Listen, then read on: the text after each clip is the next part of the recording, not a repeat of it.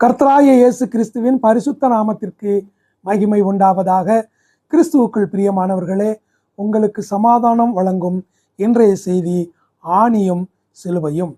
நியாயாதிபதிகள் புத்தகம் 4ஆம் அதிகாரத்திலே கர்த்தருடைய ஜனங்களை யாபீன் என்ற ஒரு ராஜா ஆளுகை செய்கிறார். அந்த ராஜாவின் சேனாதிபதி, அதாவது இராணுவ தலைவன் சிசேரா 20 வருடமாக ஜனங்களை கொடூரமாக ஒடுக்குகிறான் என்று நாம் வாசிக்கிறோம். தீர்க்கதரிசியாகிய தெபேராலும் இஸ்ரவேலின் இராணுவ தலைவனான பாராக்கும் சிசேராவுக்கு எதிராக போர் தொடுக்கின்றனர்.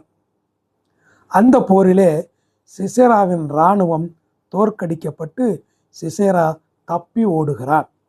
தப்பி ஓடின அவன் கூடாரவாசியாகிய யாகேலின் கூடாரத்திற்கு ஓடி வந்து புகலிடம் கேட்கிறார். அவளும் அவனுக்கு புகலிடம் கொடுத்து குடிக்க தண்ணீரும் பின்னர் பாலும் கொடுக்கிறாள். அதை குடித்த அவன் அயர்ந்து தூங்குகிறான்.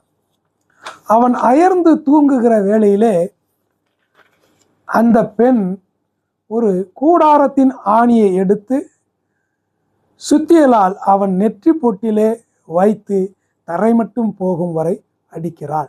அவன் அங்கே செத்து மடிகிறான். இதனால் இஸ்ரவேல் ஜனங்களுக்கு ரட்சிப்பு கிடைத்தது.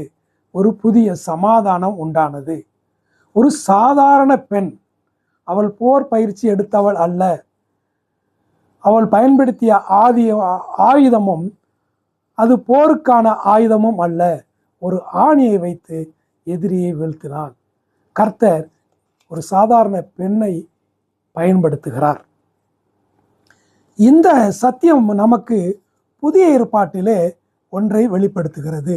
அதாவது கர்த்தராகிய இயேசு கிறிஸ்து ஈனச்சிலுவை என்றும் ஒரு மரணத்தின் ஒரு கருவி என்றும் அழைக்கப்பட்ட அந்த சிலுவை மரத்திலே எல்லா பாடுகளையும் சகித்து 3 ஆணிகளை தன் சரீரத்திலே சுமந்து பாவத்தையும் சாபத்தையும் சாத்தானின் அதிகாரத்தையும் மரணத்தையும் அங்கே ஜெயித்து வெற்றி கொண்டார்.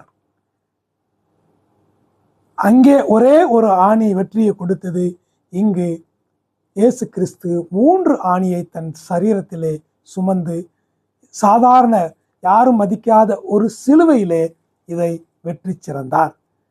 ஆமேன். அல்லேலூயா.